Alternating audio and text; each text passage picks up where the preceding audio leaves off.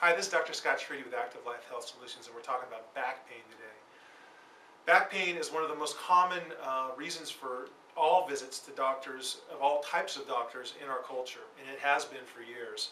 And the reason being is that the pressure that is built in the spine, just vertically from gravity itself, is enough to create irritation on the structures of the spine. We'll get more into that in a second.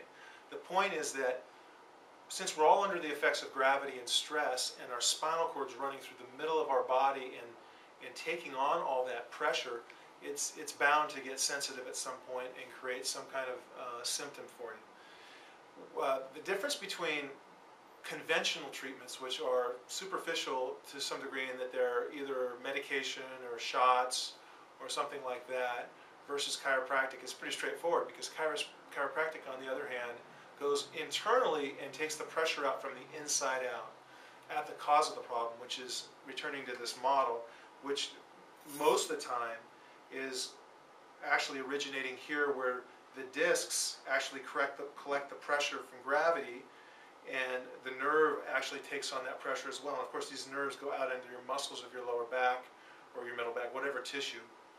And because that pressure is great, it actually causes the tissues that the nerve controls to contract and spasm. And that's where this back pain, generally speaking, that's the model of how back pain occurs in our culture.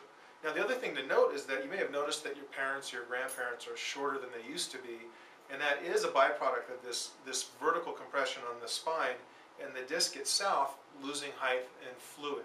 So the other thing that chiropractic does in a preventative model is that it maintains that space by creating fluid exchange in and out of the joint.